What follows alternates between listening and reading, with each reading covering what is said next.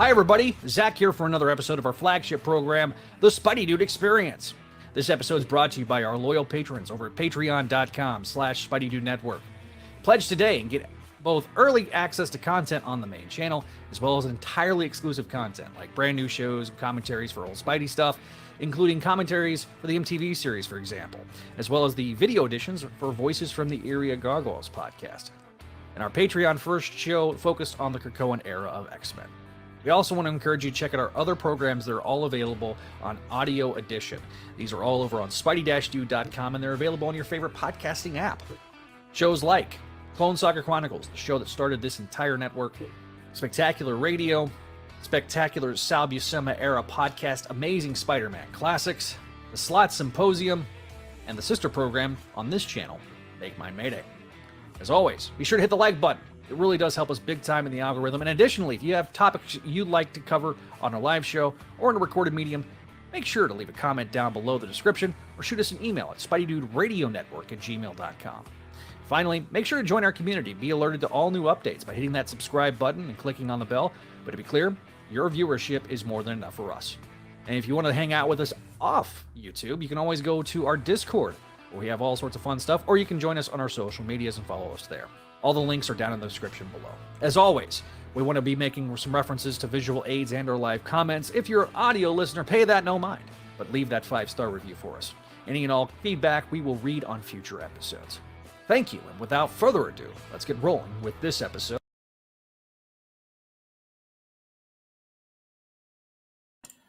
Well, we tried. Spideydude Experience. I'm Zach Joyner. Hello, everybody. We got Neil in the house. I'm Zach Joyner, your friendly neighborhood webmaster of Spidey-Dude.com. And we also have Greg coming fresh off of his CONvergence panel that he did live over at CONvergence. Yeah, taking the victory lap. Which, as of literally this recording today, you can go listen to that at Spidey-Dude.com, and the video version's up on Patreon. Video version is free, this one. Yes, the video version is free to everyone. And welcome back to Ashley. Hello, Ashley. Hi. Got our freshly done up hair, so getting ready for San Diego Comic-Con. Speaking of somebody that's going to be at San Diego Comic-Con, we got Adam. What is up?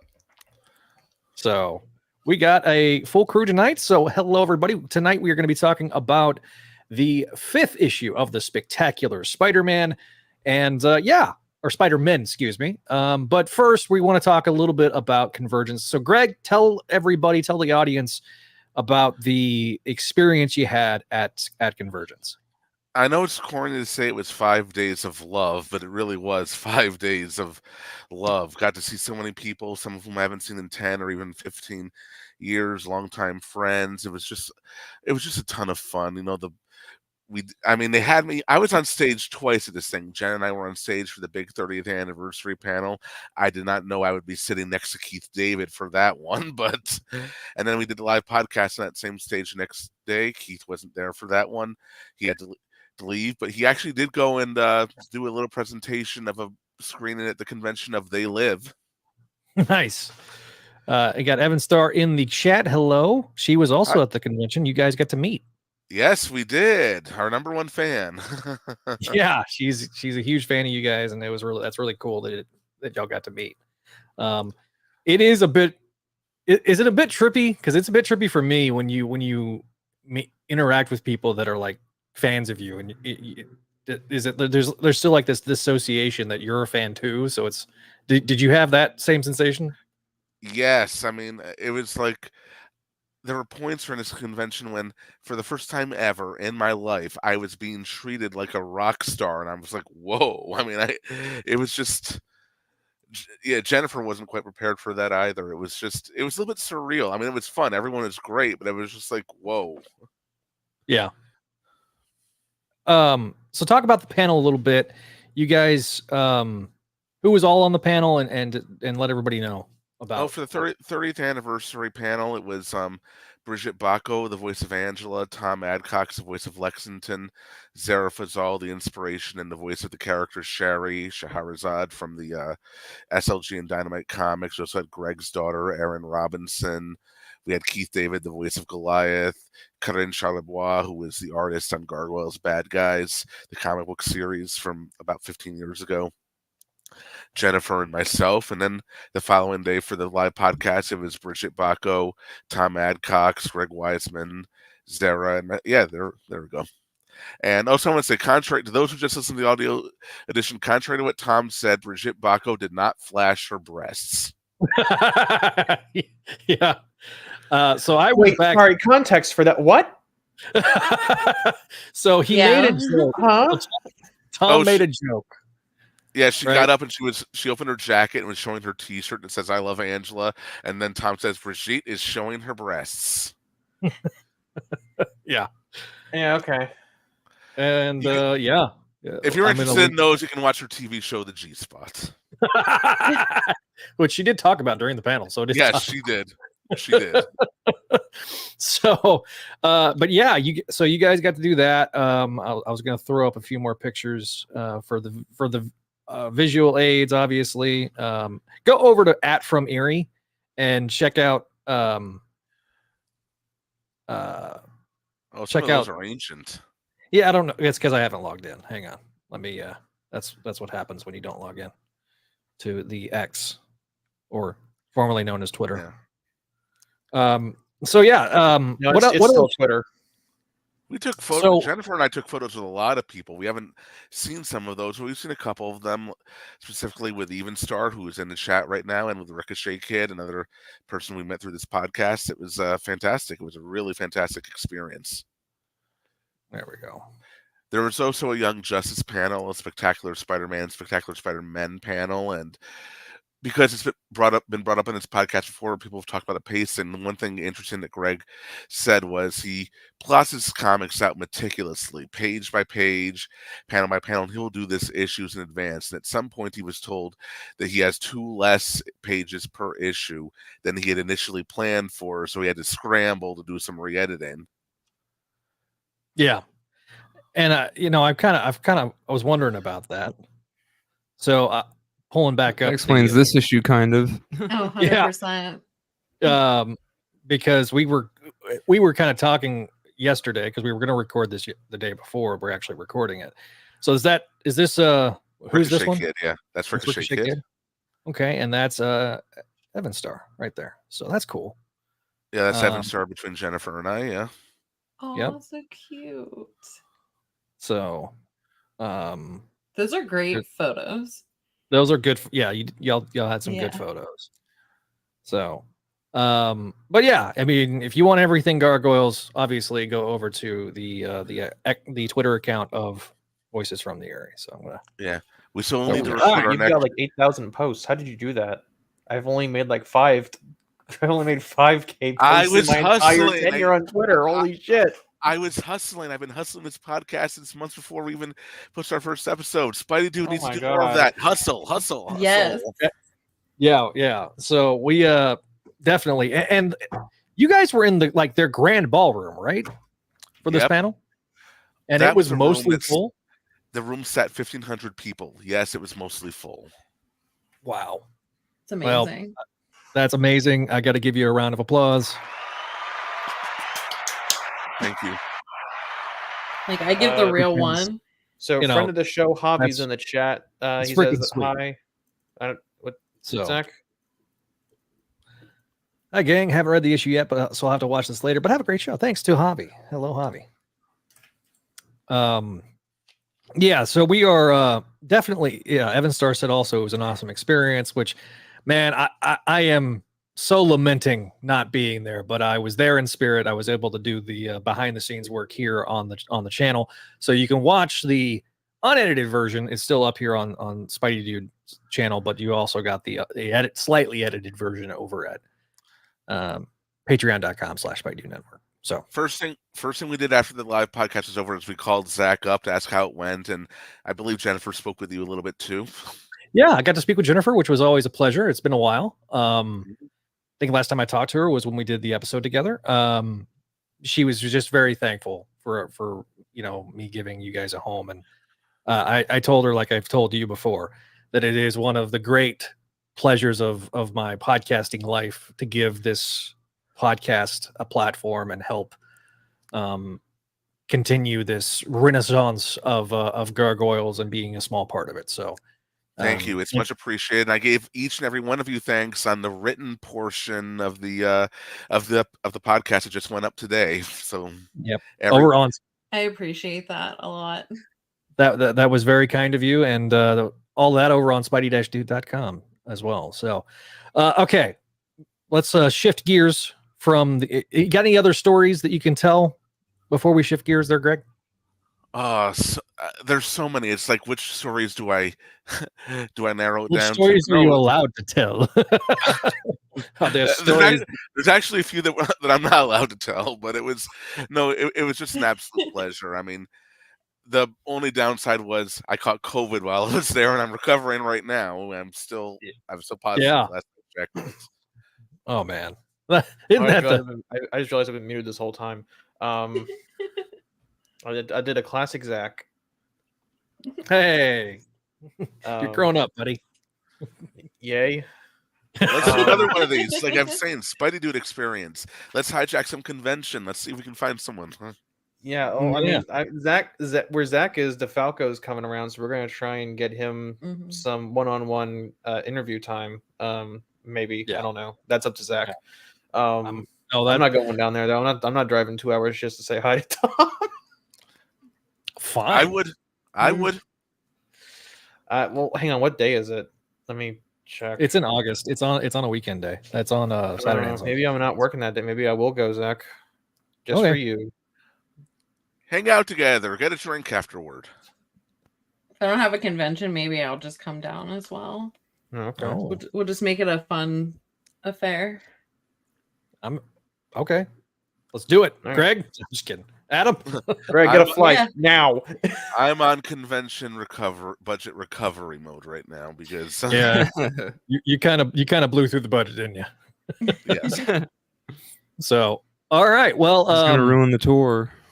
Yeah. We'll get some T-shirts with like the dates of like the different conventions. Okay, and then so on the speaking back of, it's gonna ruin the tour. All right, Justin. Let's move from one convention to the big one. Not the CONvergence isn't big, but this is the big one. This is the white whale of conventions up until New York Comic Con overtakes it. So Marvel's announced the San Diego Comic Con panel lineup for this year. No dedicated Spider-Man panel, if I'm recalling correctly. Adam, you texted that while I was at work, so I only there's no Spidey panel this year, which is bizarre. Usually, here's the thing, Zach, is that they don't have much to say about Spider-Man right now because they've already kind of said all they need to with the 8 Deaths of Spider-Man thing that Kelly and Melnick. Yeah, but I kind of thought they would have been previewing that.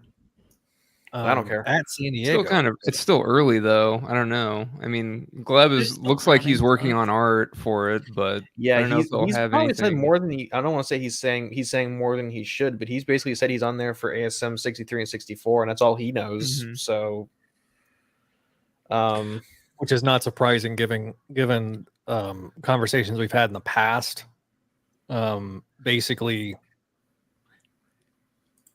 the writers do the script on ASM, and then they just get sent and the pages go directly to Nick Lowe. They don't ever interact with the writers. It's different with the Spectacular Spider-Man because it's an actual team doing a monthly book, but with ASM it's a whole different beast. It's like doing 3 books in once. So let's kind of go through the panels that are going on over that weekend. So Thursday on July 25th, the main panel is going to be the development, or are they going to bring in a bunch of guys from NetEase, Jinghua Duan, Dino Ma, and I'm gonna butcher this name. Donger Gone, along with the Marvel Games creative team to discuss the story, art, and sound design of the Marvel Rivals game, aka we wanted to get Overwatch, but we couldn't afford Blizzard Entertainment. Yeah, and then the big one is Marvel Studios, the Ultimate Deadpool and Wolverine Celebration of Life, which I have basically tickets for that. That's probably going to be that one sounds like a secondary one though. Or no, it's in Hall H, so I guess it's yeah. Hall H. H. And that was it was ticketed. It was TBA too for a while. Like that they announced that like a couple days ago that was what was the TBA thing. You're going to going off of like how much. Just going off like they have a paragraph of information on Marvel Rivals and then just nothing. A sentence for the Wolverine Deadpool one. But I got tickets. We got our tickets for that. They sent them out today, confirming if you were able to go to it. I have to look, but I think it's like 2.5 hours, or at least an hour and a half. So let's take. If it's 2.5 hours, it's just them screening the film.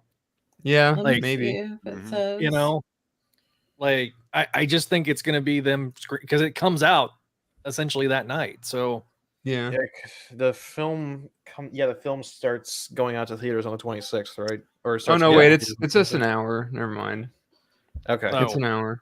So on Friday, the 26th, I thought it was longer. The big one for me is Marvel Fanfare with CB Cebulski and Kevin Feige. So Marvel's editor-in-chief CB Cebulski and Marvel Studios president Kevin Feige discussed their mutual love for all things Marvel Comics, along with some special surprise creators.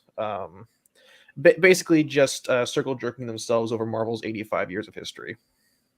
Yeah, and this is also the first time that Feige and Cebulski have done a panel together. So I think it's this is I think Feige's first time as the president of Marvel broadly instead of Marvel Studios, because he's the big guy now in charge of Marvel Entertainment, the umbrella organization that has all of the Marvel branding underneath of it. Yeah, I hadn't heard that. Interesting. Yeah, he. So if you paid, so Greg, if you listened to Spider Talk's podcast with Cody Ziegler, the interview that they had with him, the choice to make Kamala a mutant in the comics and not necessarily the choice to kill her off, but to make her a mutant came from Feige. But it was up to the writers, aka Wells, to implement it into the book. Yeah, so he just did fault. Yeah. And so following that, at 4:15, the next big thing panel is there, which is basically just, hey,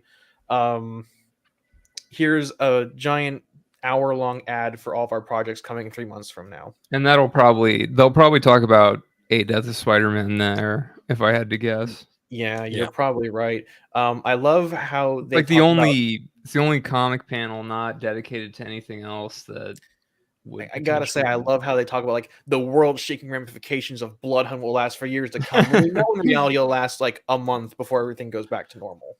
Well, we've been down this road before. I guess, and then that day, the final thing is Deadpool role plays the Marvel Universe. So. Yeah, the Glass Cannon Network, which is, I guess, a podcast. I think they're like a Critical Role derivative, like they play D&D or something.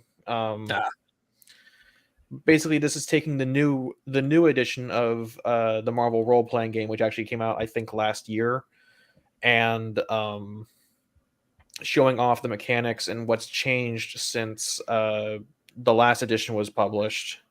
And I guess showing it off. It's basically just once again, you have to remember that Comic-Con is no longer a celebration of the comic book medium. It is an ad.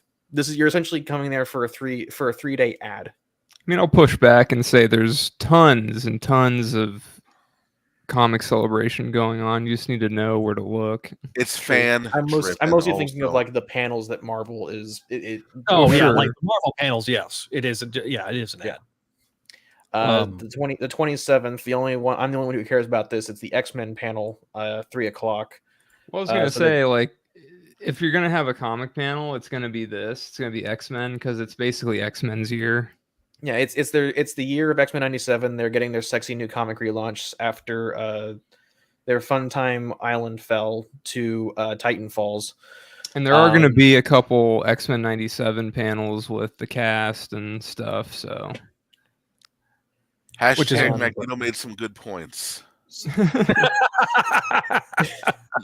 So Cebulski will be there, as well as Tom Brevoort, and then Gail Simone, Hive Mind, Colin Kelly, and Jackson Lansing, Mark Russell, and Declan Shalvey will basically be kind of hyping up their new era of X-Men, which actually just launched last week with McKay's first issue of Adjectiveless X-Men #1, which was really good. Go check it out. I'm not usually someone to say go spend $5 on a book that you don't know you'll like, but I think you'll like this one if you're kind of new to the X-Men fandom.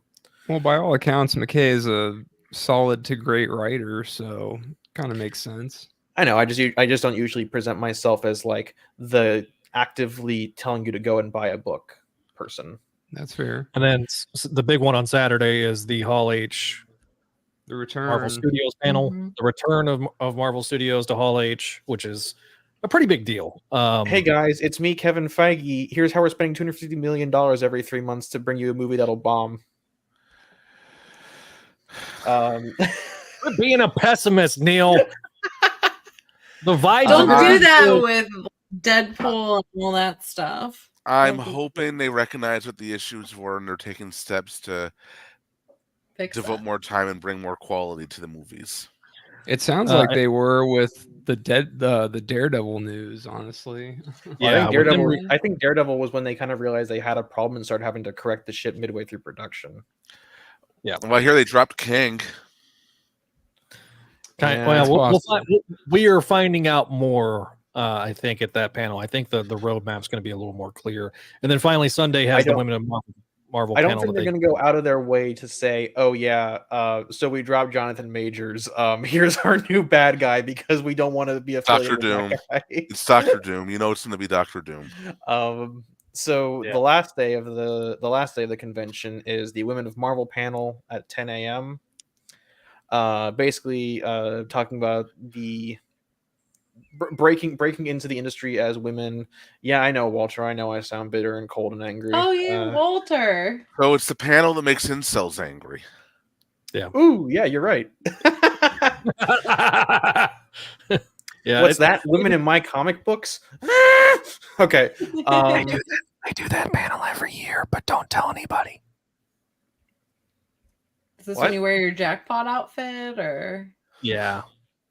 This is where I shave my head and put the glitter beard in, and then paint my face, and because we have 9 more Patreon subscribers to try to get free and or paid. So nice.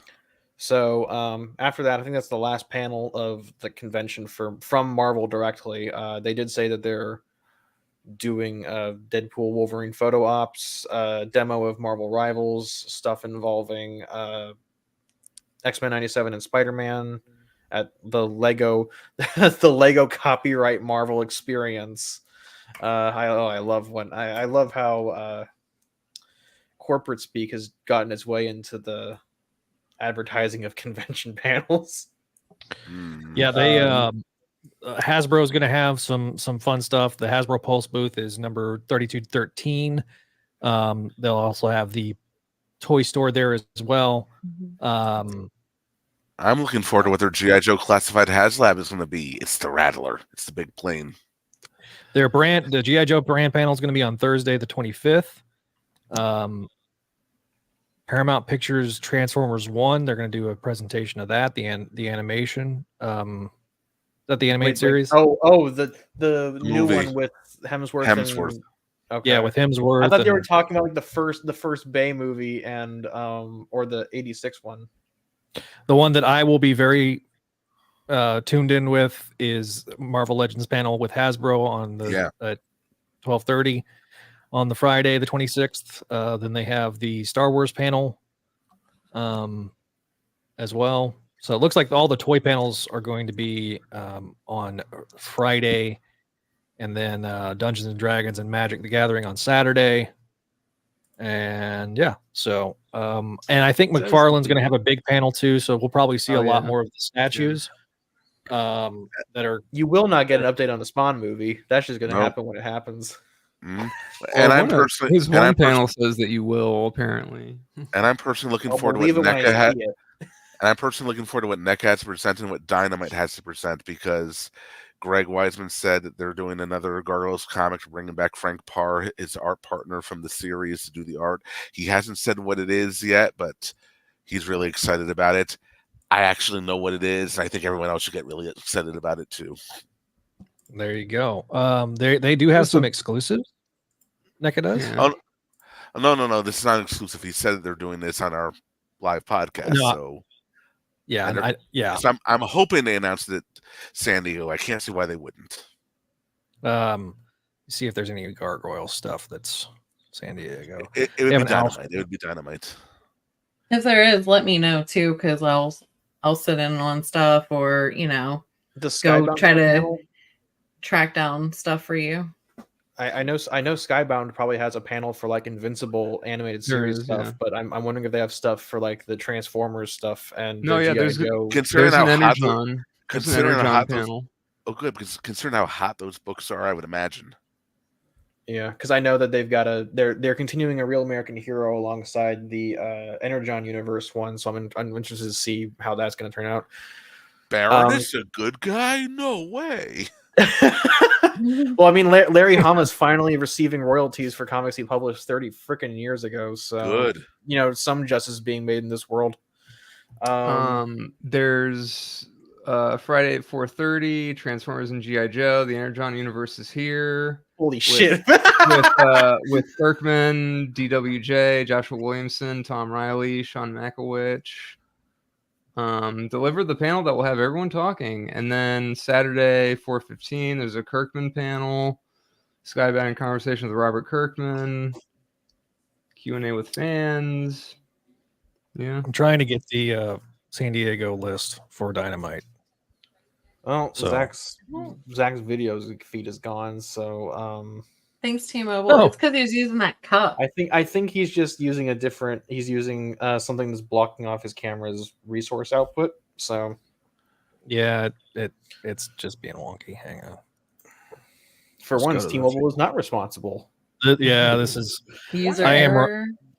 I am running the beta, so wait. Okay, hang on. This is going to ruin the tour. The world tour.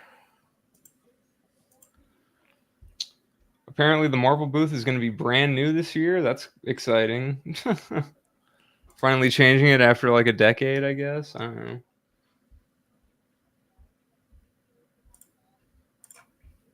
I do think it's interesting. Oh, who joined in? No, it's just Zach again. It's just him. Nobody important but me.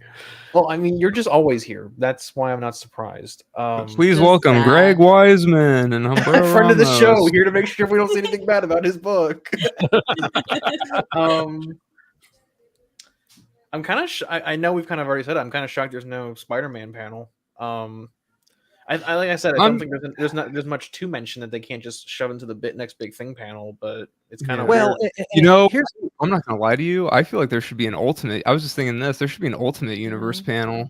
True. That's one of their big new things right now, because I know they got the X-Men relaunch and everything, and that's a bit more moving parts-esque. But considering how well Ultimate Spider-Man and Ultimates have sold, I don't know if Black Panther or X-Men are still selling well, but those two main titles are selling great. I'm kind of shocked they haven't really announced like a roadmap for those two storylines going forward. But I imagine maybe they just don't want to say too much because each issue to issue is a new thing. Yeah. So I'm not seeing anything Gargoyles related at San Diego. It'd be Dynamite. It would be for the Dynamite. Yeah. Well, that's what I'm saying. There is Friday 11:30 a.m. Dynamite Entertainment's 20th anniversary celebration. Okay. All right. Yeah, there it is.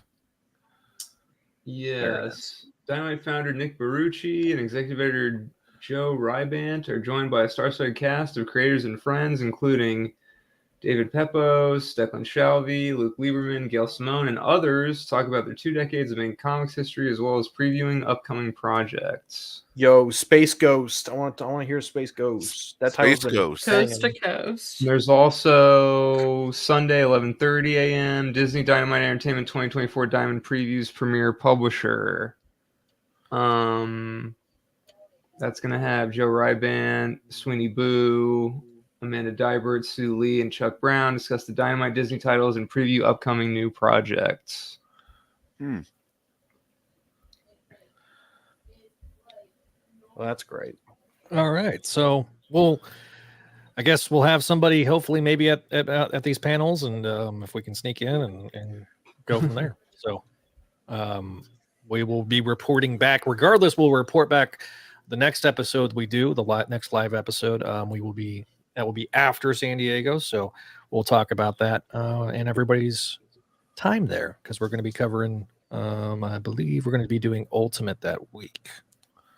I think we're doing ASM, right? We're doing ASM. I'm sorry. So we'll talk about it after. Yeah, and then we'll do Ultimate the week after, so we can get Ashley's experience at San Diego on the Ultimate episode. So, all right, let's get to now that we've gotten to the news.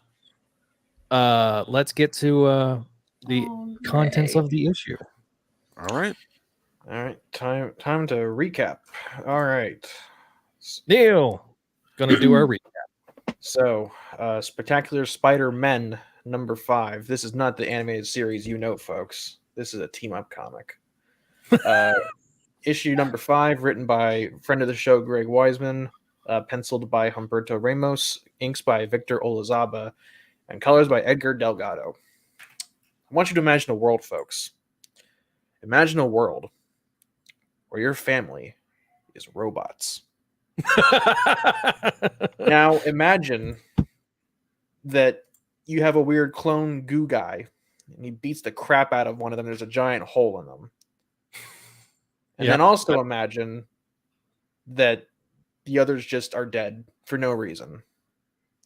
I guess you turned them off because you were bored by them, and one of them is oddly terrifying to look at. Which one? The girl, the child. Yeah, the child. Yeah, the little girl is a little. That is a little creepy. Why does she have dreads? Like that dreads that she thick. has She almost kind of looks like May from Ultimate in that panel. She's got the Shirley Temple, the Ramos dreads. No, those are Shirley Temple curls. So, anyways, Peter and Miles, they're mad because they think the other is also a robot for no reason other than the plot demands it. No, they just fought robot versions of each other earlier. So it was explained last issue. And recapped in the beginning of this one. Yes, I'm yanking chains. So all right, JR, you're making shit up. Yeah, what? Anyways, turns out this is all. You're muted, Greg. This is a grand old experiment. To be fair, everything JR says about Secret Wars is true. Okay. Yeah. Okay. It turns out this elaborate plot has been fabricated by Arcade and Mentala. One's a child murderer, the other is a psychic who was employed by a CIA in space. And they're being funded by Hammerhead, who you might know as the guy with a metal plate in his skull. So basically, we cut back to Shari Seven's friend of the show from Friendly Neighborhood Spider-Man, and she goes, "Hey, what's the name of is it Seymour Krebs? I forgot his name. Yeah, Seymour Krebs. Yep, Dr. Krebs. Hey, you got the crap beaten out of you at a protest. Sorry. Anyways, answer some questions or I'm going to arrest you again." And all the plots are kind of coming together now. Raymond Warren, aka the one that doesn't turn into a green furry, goes to the Coffee Bean and says, "Hey, Shashan, let's go figure out the plot. Let's grab this little flyer thing. What do you call those little? They're like flyer stubs." Yeah. Okay, let's grab a flyer stub and keep the plot going. Miles and Peter eventually realize, oh, wait a second. You aren't a drone, and you're not a drone. hey, look, there's Turk from Daredevil. Let's beat the crap out of him. And so they figure out. They eventually kind of figure out what's going on, and they make up. They're friends. And the book basically already kind of answers the mystery box from the last 3 issues. It's all in a simulation. Everyone's dreams get fulfilled. They use some neuro bullshit to make things happen. It's mental. That part of it is Mentallo. That's why he's there. And then Arcade does the robots and all that. Yeah. And so basically Peter and Miles begin kind of connecting the dots, and then Hammerhead jumps into the simulation himself with a bunch of other criminal mastermind characters, and Black Cat's there for no reason. I thought the same thing, so thank you for pointing that out, because I was like, I guess when Lo was giving Weisman the notes, he forgot that Felicia was out of her Queen Pin phase, so I guess she's still here. And the book ends with, is that Miles Warren? Question mark. Anyways, Miles Warren has given up his green furry phase and is walking through the now using his brother as a skin suit. What? Possibly. Now using his brother as a skin suit, possibly. Yeah. So he wanders on in and says, hey, you could kill me, but that hasn't slowed me down before, so let's just talk instead. To be continued in the next trade. That I didn't know existed. Yeah. I'm still not happy. Well, no, because I remember reading the magazine preview that they give you at the store, and I think they said that the first trade was the first 5 issues. So I guess it's like a long-running mystery arc. It was solicited. Well, the solicit came out like a month or 2 ago that the first trade was going to be 1 through 5. I know, and I was so excited because I was like, we're almost there, boys and girls. Ashley made it. They got you again. Like Midge. And I was like, no. And next issue apparently features Black Cat. So yeah, doing the classic Ramos ass up in the air pose. Face down, ass up. Okay. A gamer Sly Ratchet also says that the Web of Spider-Man segment that was drawn by Vasquez is in there too. So yeah, which was a tease for this next arc. So Greg, you know things more than I do. Was the villain tease in that Web of Spider-Man segment? Was it Lilac from Starbrand and Nightmask, or am I don't remember. I only read the thing once, and I didn't double check it. I didn't realize there'd be homework for me to double check it. Well, no, you're just here, so I figured I'd ask you because you're the smart one about Weisman stuff that I'm not entirely like on the up and up with. After like how long has it been since Starbrand and Nightmask? 6 years. Yeah, it has been. I haven't reread that yet. I probably should, but I haven't. Apparently, Walter thinks that Dan Slott's jokes are written for Neil. Or Dan, Dan Slott writes Neil's jokes. Damn, I might as well just jump off the roof of my house right now. If that's where we're at. It's a very high roof. I've been by there. Anyway, Radiac says, "Hey, you pause," and then just playing. What's good, folks? All right, so we're gonna do grades at the end of the episode. Let's go through. Let's start with Greg because it's been a couple of issues and episodes since we've talked. So tell me what you think. Yeah, I wasn't on for issue 3 and issue 4, but I remember when I was reading issue 3, I was thinking until I got to the end, I was thinking, wow, I mean, again, you know, I've got a different relationship with the man. I've been following his work for a while, so I have my trust there, and so far that trust has been earned. But when I was reading issue 3, I was thinking, it's everything that has annoyed everyone about the first 2 issues. Then we get to the very end, I'm like, oh, okay, it's all coming together here. And ever since then, I thought the book has been on a major upswing. I thought issue 4 was a step up. Issue 5 is a step up because the pacing has considerably improved. It's a lot more focused. I mean, I hope we get to know who some of those other people were that we've been seeing who are clearly in these simulations. But I think the book, I think it's a good book. I also understand. But that being said, I understand why a lot of people wouldn't have had the patience for it at that point, especially towards the middle. Yes, I see. Me. Towards the middle, but I think it's improving, and I hope it keeps going. I know we're getting another 5 issues, so we'll see what happens after that. But I'm enjoying it for the most part. I'm not reading the main book, so I don't know how well this is fitting in with this or that. I've seen some people say, "Well, this doesn't make sense in light of Dan Slott's run." I'm like, yeah, I don't give a fuck about Dan Slott's run. Well, yeah. It's supposed to sound like a threat, but that's a good time. It does tie into the Wells stuff with Hammerhead. Like with Hammerhead's mindset here, like it ties into what just happened in the Wells run. So I was actually like, oh, okay, so this is like more in continuity than it first kind of appeared it was. Yeah. So not that it wasn't in continuity, but like I feel like that it was kind of like this felt a little standalone. But it's like, okay, Hammerhead's coming off of gang war here, so it's like, all right. Now there was a shit beat out of me by Madam Mask. Please help. Greg, there was a panel for Spectacular Spider-Man, right? Yes, there was. And they mentioned something interesting that we wanted to point out. Yes. Greg likes to meticulously plot his comics out, issue by issue, page by page. And at a certain point, he was told, "Oh, by the way, you're going to have 2 less pages per issue," which I think so he had to rush and quickly edit and adapt. Yeah, this issue's only 15 pages of story.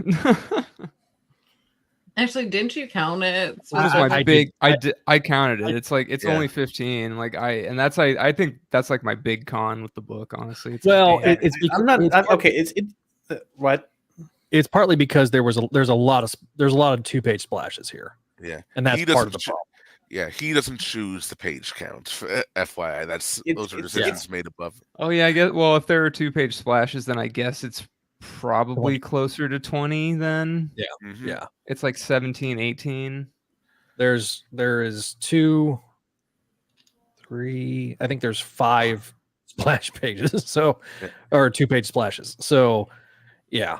That gets us to the 20-page count. But here's the thing though. Them taking away those 2 pages, do we think that really would make a huge difference to the story? Would. And yes. I honestly believe it would too. If he had those 2 extra pages, I wouldn't be feeling probably the way that I felt for the first few issues until now. So I would have liked to have seen those 2 missing pages. Honestly, like, would it have made a big difference to me? Well, yes, it would have. Yeah. Well, we saw the material; it was just condensed into those 2 pages, out of those 2 pages. So yeah. But I did enjoy the issue. I enjoy it when he writes Hammerhead. I've often said Spectacular Spider-Man, the cartoon, which is one of the only times I ever gave a crap about Hammerhead as a character. So it's nice to see him back here. I can hear DiMaggio's voice when I read his dialogue, and so it's fun to see him again. And I like that Turk's fantasy is literally being the Kingpin to the point where he's dressed as the Kingpin. Yeah.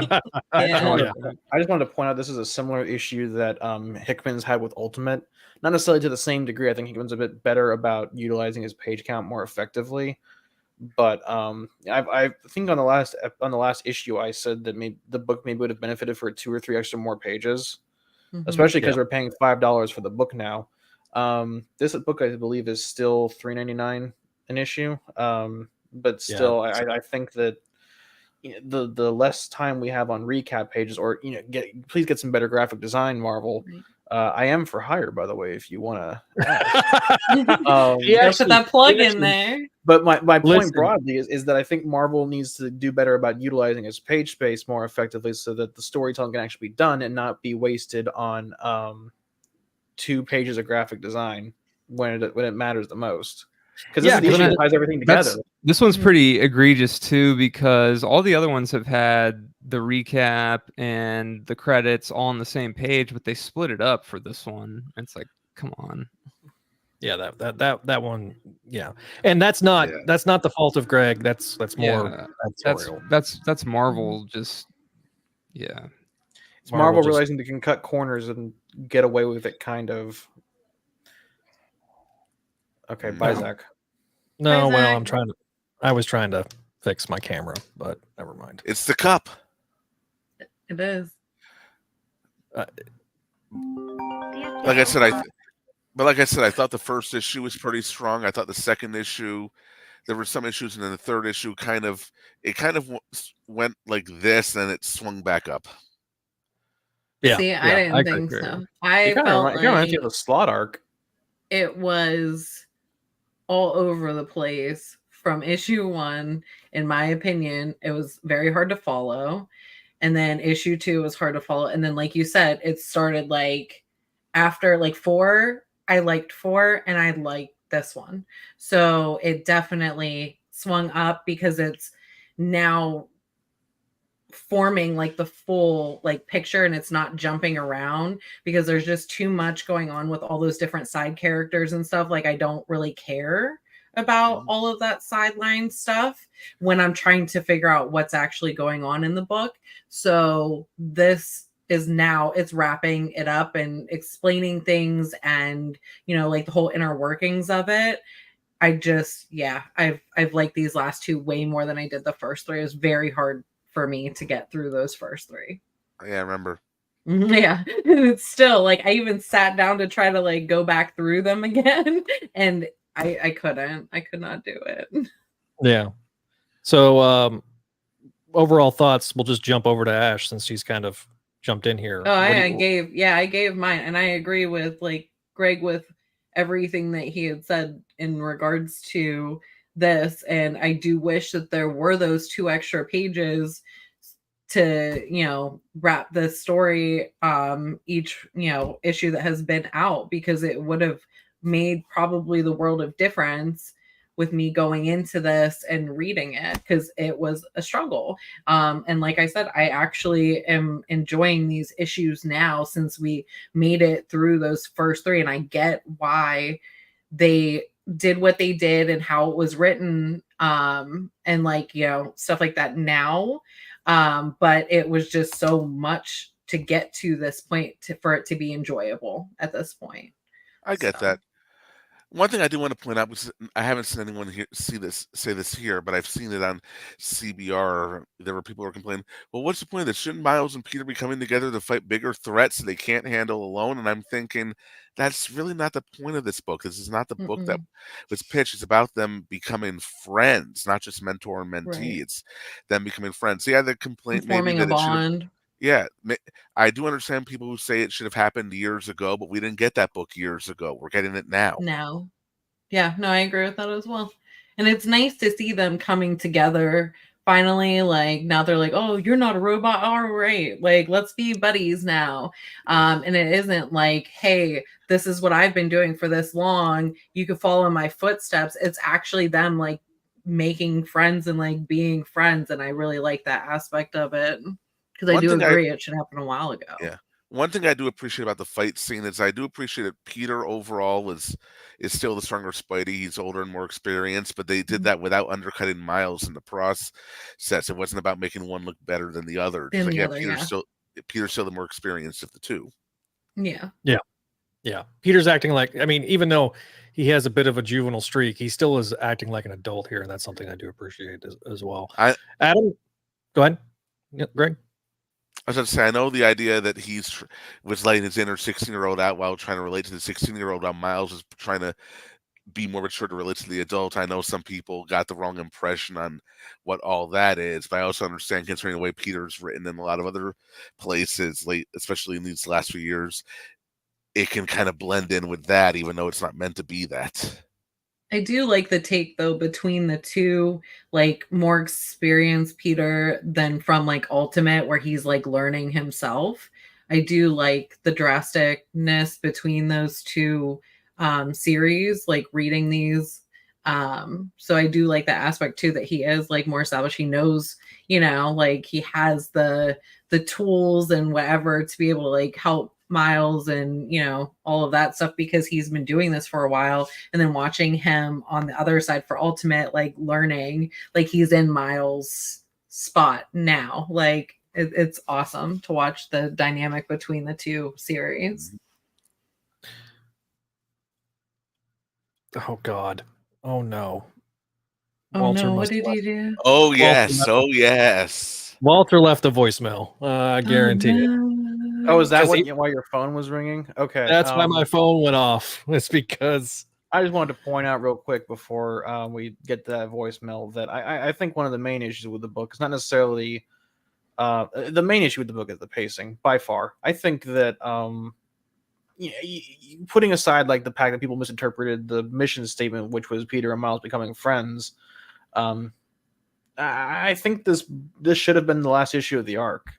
I think leaving it on a cliffhanger just it sets up logistical issues of like how you're going to collect it going forward. Like, oh, here people only get like one half of the book if they get this trade. On the other hand, the argument can be made that hey, leaving it on a cliffhanger makes you want to get the next trade. Yeah. I guess, but for me, I think arc should be. I don't want to say arc should be self-contained. I think that's kind of reductionist as far as a logistical argument. But I think arc should be able to be a jumping off. The end of a trade should be able to be like a jumping off point for people. If they don't like the book, they shouldn't only get half the experience of the entire story. It's It's sort of a more old school approach. If you go back to the way comics used to be written before the Bendis days, for example, this is really what it was like. Yeah. True. I mean, I would have been fine if they wrapped this in 5. I was fully prepared for that, and then I saw that to be continued, and I was like, I mean, I thought like I'm gonna be honest, like just my prediction was that they were gonna escape the Arcadium and then figure out what was going on, but I thought they're so still too. stuck in here. For the most part, it is. Well, the Arcadium stuff is essentially done. Except for we have to fight Hammerhead next issue and his robots, and get out of Arcadium Mentalos. Yeah, but they also have all those other people that are living their like simulations. Yeah, but we basically have the answer to that. So it's like, okay, like that mystery is over, and we'll finish that in like the next couple issues or whatever. Mm-hmm. And then we have like the Miles Warren lab stuff to the B plot is about to become the A plot. It seems, and I'm looking forward to that because I know, as Zach knows, Spectacular Spider-Man ended before we got to the Jackal there, so I'm looking forward to seeing how he writes the Jackal. Yeah, like I feel like Greg is writing for me, and I appreciate that. I am down. By the way, I've downloaded the voicemail. It's going up on the board here in a minute. Oh no! We're gonna. Walter, what did you do? I have wired $5,000 to your bank account. So okay. Other than the not being the art, is there any other thoughts, Neil and Adam? I thought it was okay. Yeah, I think it's pretty good. I mean, the art's good still. Yeah, it's non-deadline Ramos, which is what we can ask for. Walter, I think it is. I guess I feel like it is interesting that they end it this way, and I think I know why, which is just kind of throw it out there. Well, it's basically because it's Adam. I don't really want to. I mean, I think I've said it before. Like, just based on what we know of the sales, I feel like so trades are usually 6 issues, but this is 5, and we know now that Marvel wants everything to at least get 10 instead of doing miniseries. So I feel like they're looking at the sales and they're like, okay, well, this is getting 10 and we're going to wrap it. And so that's why we're going to split it in half, and you get 2 trades, and then there will be like probably a bigger collection later. And it's an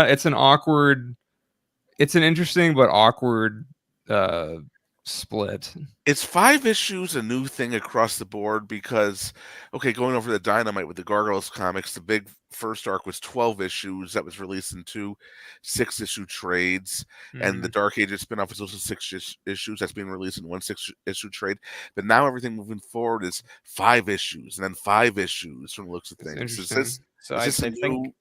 I think unless it's billed as a miniseries, everything at Marvel was billed as an ongoing, unless it was directly made a miniseries, and then at some point Marvel decided to make like stealth ongoings a thing. I think this was during Alonso's editorial reign, and then when Cebulski came back, he made a more concerted effort to make anything that wasn't an ongoing a miniseries. But now what I'm seeing is now that in 2023, 2024 was the major shift back towards everything that's not a miniseries gets 10 issues, or anything that's not explicitly billed as a miniseries gets 10 issues. Yeah, because like everything gets at least 10 because it was partly like retailers were complaining, I think, about all these miniseries and like, you know, trying to sell them, and it's like, oh, when they're, you know, momentum issues, like it's just kind of a mess. It sounds like a mess for the retailers, so I get it why it's like, okay, we're gonna, one of the like head of publishing or whatever was like, okay, we're giving stuff unless it's actually a miniseries, like an actual. Buckley said that every ongoing is getting 10 issues. Yeah, at least. But I mean, releasing the 5-book like trade and splitting it, you know, as well, like that's also more money in their pocket too, because it's more trades that people have to purchase. Yeah, because I mean, you realistically could just put one, like make a whole entire book if you really wanted to of this, but I think logistically this also makes readers happy, because like if they see a storyline they like and they're worried it's not going to sell well, like that Jeff Loveness Nova series that everyone really liked, and then it had really awful sales, so it got canceled. Like they lost an issue. Wasn't that like 4 or 5 only? It was 6 issues, and then readers encouraged Marvel to give it a 7th and final issue. And it didn't happen. No, they did. They got their 7th issue. But yeah. And with the way the direct market works, I mean, I know the sales of issue 1 were really good of this series, and that usually can garner a second arc, you know, in the past. But you know, we'll see if it gets past the 10th issue, you know, or if they do a relaunch. Who knows? You know, we'll definitely extra pages. I just feel, but then I feel like if they do a relaunch, like, I don't know, then we're just playing the relaunch game, and it'll probably just get 10 again, and then have a legacy number of 20. Oh my god, that's just like, I don't know. They love doing that. Yeah. But if they had those extra pages, it would be good. It would be awesome for them. Duke in the chat says, "Thought these lives were on Friday or Saturday." Here's the thing: we do it whenever we want. That's the magic of being a podcast. No, normally we're doing it on Wednesdays. I mean, we did have this scheduled for like 2 weeks, maybe. I don't know. Yeah. I try to Zach did it. Zach was really on point with scheduling this one this time. Yeah, until I forgot to remind everybody, hey, we're recording this week. Yeah. But so everybody's looking at me with a. That's the ball, and it's dropping. So, my thoughts on it. I really enjoyed it. Obviously, it's not the first time we've seen Miles and Peter fight, but I enjoyed the resolution.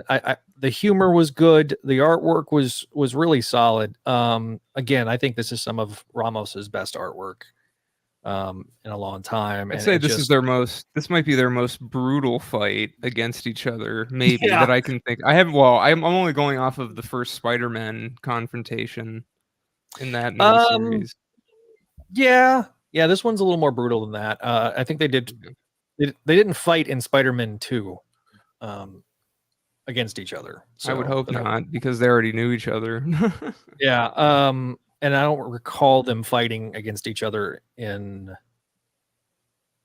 mean, there was like that brief bit during Gang War, but you know, So I think and the fact that it came to a draw, I think also kind of it was helped. basically a draw. Neither character was elevated over the other. They both are being treated as equals, which I appreciate. I like Hammerhead here. I like that we finally got a lot of the explanation. I like the Shishan stuff. The reveal at the end, I mean, me and Greg are going, because we've seen. Here's the thing: Raymond as a character is such a deep cut because he only appeared in the Ditko era and then during Untold Tales. I've read almost everything since. I'm almost caught up to everything that I've ever read, and I don't recall him making another appearance until now. So I'm like, okay, well, him possibly being Miles in disguise, because which would make sense for Miles, because Miles is a magnificent bastard, as we've established on Spectacular Radio. So I also, like Neil's, was like, oh, I'm weary of that. And I'm like, I get it. I do. Because these clone things are not his thing. But for me, I was like, okay, yeah, I'm in like Flynn. And I was already in like Flynn because I do not hide my bias and my love and adoration for Greg. But I will be critical, because I was critical of like some of the episodes of Spec sometimes, and I wasn't as critical as Gerard. Gerard was more critical than the rest of us, and he still liked the show. Yeah. So it's I wonder, and to go into kind of Ashley's point, I do wonder if he was given those 2 extra pages, would that give us 2 extra pages of explanation, 2 extra pages of character work on the side characters? Those 100%. That's really kind of that. I kind of feel like I feel like the side characters are just there. I almost I feel like you could cut some of the side characters, Yeah. I have felt that since the beginning, because it was way too much. Now, then, meanwhile, and then it's all these different characters, and it's not going anywhere really with some of them. How many meanwhile do we get this issue? Hang on, let me check. None, I don't think. I don't think there was really any, because it was like. I know it was different. I know he wants to build a supporting cast for this particular book. I mean, hopefully over time this will all be worth it, but I also understand why right now it doesn't feel like it is. I think the issue is if we'd had more of the supporting cast in the Arcadium, then the stakes would be increased a bit more to get them out. I think just having some nameless people that we don't know being don't have that attachment to. The only one we have a name for is like Turk, and they did a smart thing putting Shelley and Kong in the Arcadium. Well, that was but you know what I mean? That was like for the first 3 issues, the first 2 issues, we only had like OCs in the Arcadium. Well, now because that's the thing, like this having Shelley and Kong in there, and then Miles's sort of friend Cedric, like that. See, that's interesting. Like having them do it, but I guess it's like, well, you need some other people to set it up. If anything, they probably should have put Shashan in there or something early on. Well, I think that's what they do in this issue. So we'll see Shashan probably. Well, the idea issue. I think didn't Shashan go to Sevens though? Yeah. Well, yeah, I'll give him this. It's nice to have a Taylor character coming back, even though I think Taylor is Reddit's first writer. I think it's great that they're using supporting characters from other books and carrying them over into this one. It really does have that classic Spider-Man supporting cast energy. Shashan goes and gets the last of the pull tabs, and then separately, they're having a conversation. The detective's having a conversation. What I mean though is like I'm talking about like if we actually had more characters in there that we know. So like if Shashan went into Fantasyland, like if we had the idea that like, oh, maybe she was going into the Arcadium thing early on, then it's like, okay, well, what is this? It establishes stakes for the reader while also bringing a familiar face to be in there. And we did have that with Kong and Shelley and the Cedric guy, but it's like, I don't know. It's. I feel like this is something that would work in a TV show pretty well. I think maybe cutting the fat of like the two lovers in Europe, the actor guy, cutting maybe those guys out, and then bringing in using more of the supporting cast and slowly integrating them into that plot line would have gone a longer way. But I do suspect that those characters are going to get integrated as the supporting cast at the coffee shop. Why? We already have a supporting cast. Yeah, that's going to add more to it, though. So, yeah, but I feel like that's almost too much. I feel like then you have too many people. I know I'm yapping about we need more supporting cast in comic books, but I think there's a certain threshold of how many supporting characters a book can have. Like, because I honestly feel like what was set up at the coffee shop with Shelley and Kong and Shashan and the professors, I feel like that's good. That's kind of like all you need. And we're gonna get payoff for that, I'm certain. Yeah. As for the two lovers in Europe, I mean, I suspect we will. I know the man's work, so I suspect that's coming, but I also understand why people are feeling that way about it now. Wasn't that part of the the simulation stuff? In a way, yeah, they were one of the first shown victims of the Arcadium. Okay, that's what I thought. Okay, because it's supposed to like bring to life their inner desires and things like that, because that's kind of what it is. So maybe it doesn't really have anything to do with it. Honestly, maybe it's just this is her discovering who she is. This was her inner desire to have this, and she didn't in real life or whatever, so she's experiencing it now. So it could just be that way with all of them, because you saw the one guy getting drafted for the NFL or whatever. I thought you were going to say for the Army. I'm like, oh yeah, I really want to go die for oil.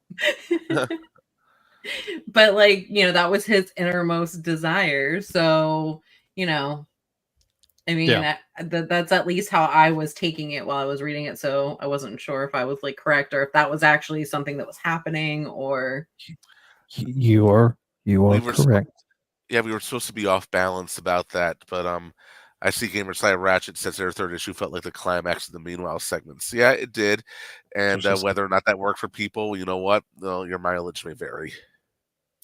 So we'll definitely be talking about this in a few weeks, the next issue. So let's go around the horn for grades. Let me get my banners ready for this. Greg, your grade on the issue.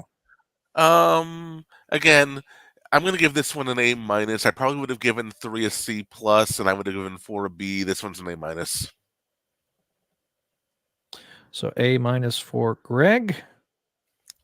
All right. Ashley, your grade. I'm actually going to have to agree with Greg for this. Because we gave the same grade on the last issue as well, because I feel like we're on the same page when it comes to rating these right now, and I do think it was an A-. A- for Ashley. Neil.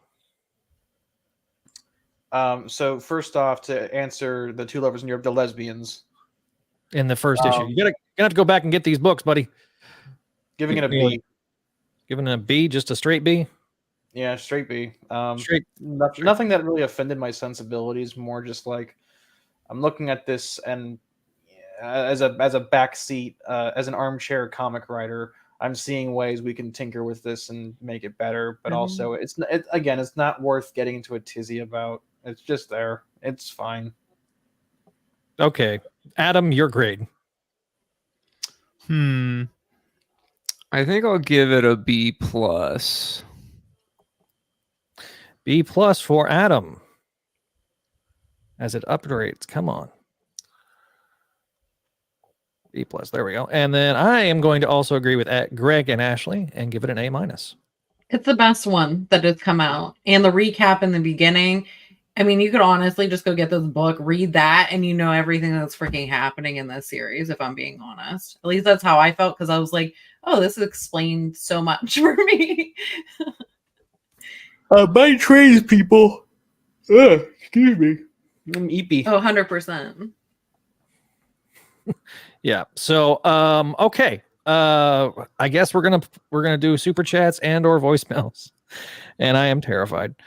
I am too. Honestly, it's Walter. It's Walter. All right, here we go. First up, are you gonna? Can you guys hear it? Yeah, I can hear the sound. I heard that. Turn it up a little bit. Turn it up a little bit. Turn it up a little bit. Okay. Yeah, turn it up a little bit. All right, here we go. Here's the voicemail. Hello. How you guys doing? I figured day is coming up in about 2 weeks, August 4th.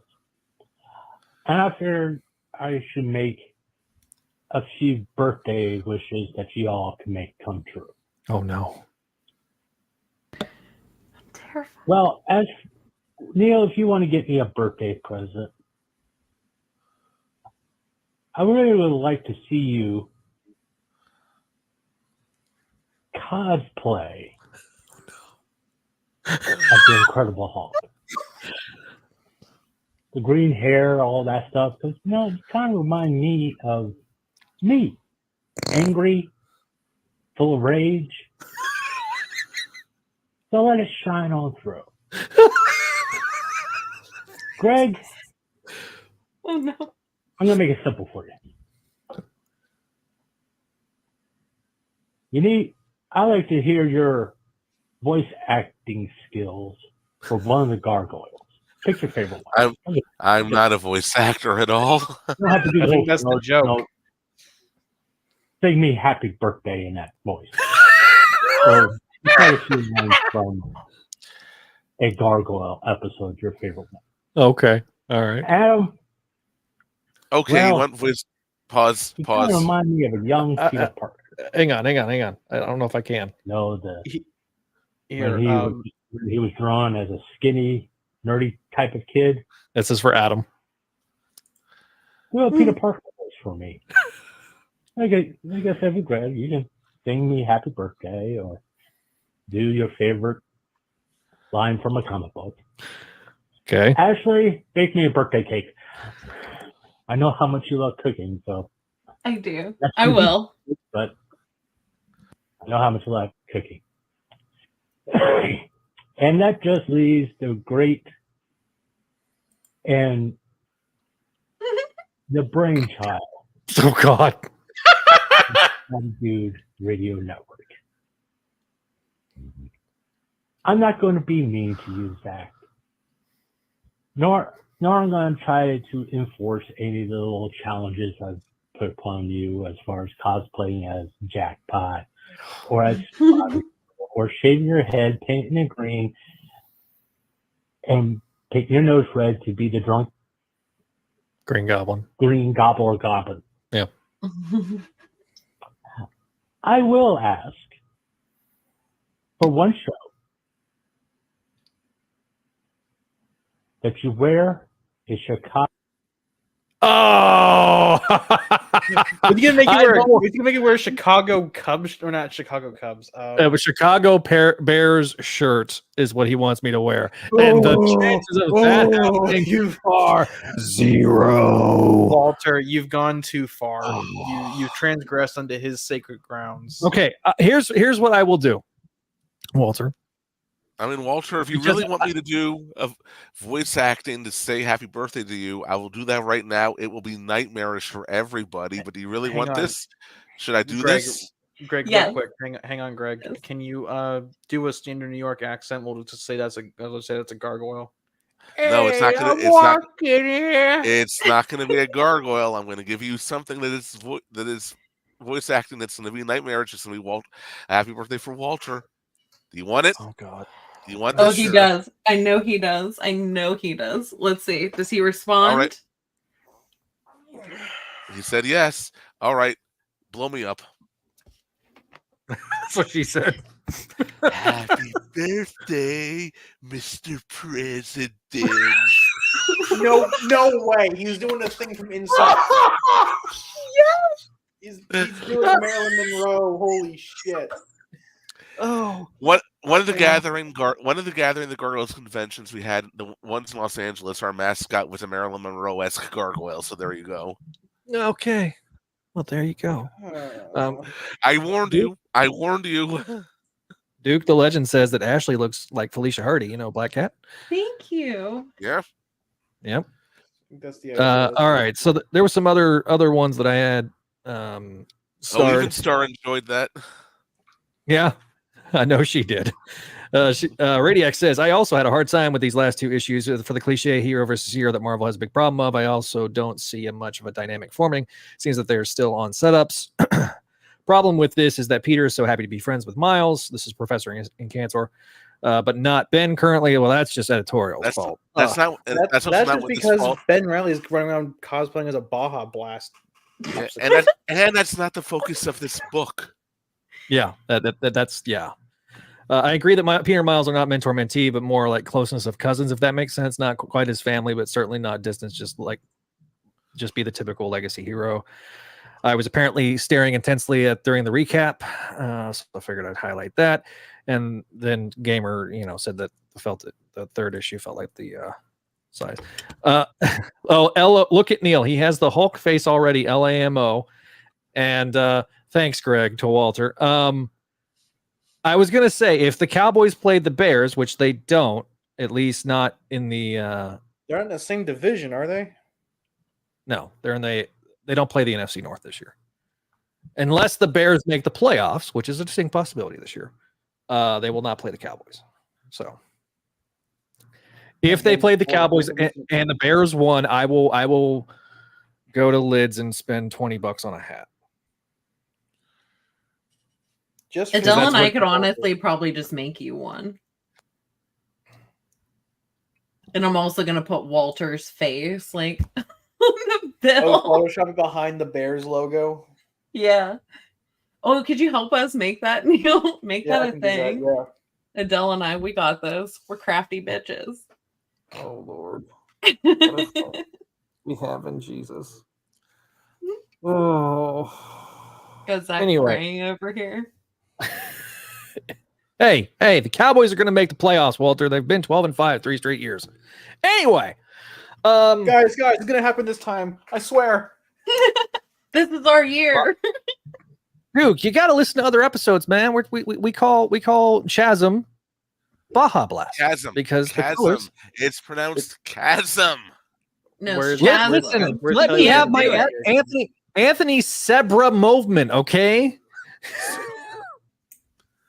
I don't think he can say it any other way. It's just programmed into his brain that way now. Avi's here. Hey, what's up, Avi? He says, hey, guys, I'm late, but I like this issue. That being said, I feel like the pacing has improved, but I wish we could get some slower moments. It's a fun series, but it doesn't emotionally enthrall him. And as much as Weisman's other Spider-Man work. That's a fair... Yeah, it is. That's a fair it feels like they're focusing on the antics more than they are on the dynamics. Hopefully more of that will come because he is very good at character dynamics, as we've seen in most of his other work. So I do want to let people know, because this is legacy number 91. We can start talking about this now. And I'm partially terrified considering what we just got with Walter. But with episode 100 looming Jesus. Very soon, we're going to do for episode 100 a live color program, and we'll have I'm hoping to have as many people that's part of the network on to jump in and say hi as a celebration of us getting to this milestone and everything. So that's coming very soon. I will detail it on the social media. So I thought I'd make that minor announcement here. Oh God. For those of you okay, at home, I'm going to say it because I'm not Brad Douglas and feeling fearful for his job. She pronounces it jism because of the way the font looks. So yeah. A lot of Strange is like doing the side-eyed on me. I don't know what. Damn, I should have Zach cosplay as. Oh. And And then Avi says that Weisman's bread and butter is TV. That being said, 8.5, 8 out of 10 to 9 out of 10 for him. Yeah, that's reasonable. That's good. Although I think the Gargoyles comic has been fantastic. It has. Read that book. Put it on your pull list. Hopefully your comic shop can get it. Some comic shops, thanks to distribution stuff. Also, Avi says hi, Greg. What's up? Did a little live show a couple weeks ago. You might want to check that out. What a shameless plug. Well done. I thought Zach couldn't get any more shameless with his plugs. Listen, the student has become the teacher. I have taught him well. So, okay. Any final thoughts, guys, before we wrap the episode up? No. Okay. All right. Hopefully no $500 super chats before I do not get up. Okay, this is like Beetlejuice territory. Let's just roll a Patreon. All right. So we want to always thank our patrons over at patreon.com. I also want to include our newest patron, Doug. He is a sensational tier patron. We got Allison, Cindy, Ed, Georgia, Greg, Janelle, Jessica, Jurgen, Joyce, Catherine, Kale, Laura Howard, Lump Moose, Master, Drammond, Phoenician, RJ, Vanessa, and Vicky. Thank you guys for your support. We've also got our spectacular tier of Sarah, Tara, and Walter, and our VIPs, Scott McGraw, Vinkman. Thank you guys for your support, as well as our friendly neighborhood tiers you see up on the screen. Audio versions, we'll get the shout out on the audio version. So, all right. If you have not already, go check out and go follow Voices from the Eyrie Gargoyles podcast. Go find the new episode. The video versions up on the Patreon. The audio versions available on your favorite podcasting app. Ashley and I are going to be on doing an interview this weekend with the artists of the Amazing Spider-Man Blood Hunt miniseries. So I'm looking forward to that with Chris Dedmond, who is the host of the Sabi Cinema Spectacular Spider-Man show. And speaking of Greg, he was the host of Spectacular Radio, covering Greg Weisman's Spectacular Spider-Man animated series, which was the first spin-off show of Clone Saga Chronicles, the show that started the entire radio network. And if you have not already, check out Books of X, which is also available up on the Patreon page. And we got our latest commentaries for the MTV series. We're going to be wrapping that up very soon. And check out our interviews with Greg, as well as James DeMatteis and Juan Ferreira. And, of course, check us back out when we're covering ASM and Ultimate Spider-Man. So next episode is going to be our ASM episode. So we'll be covering the latest 2 issues of ASM.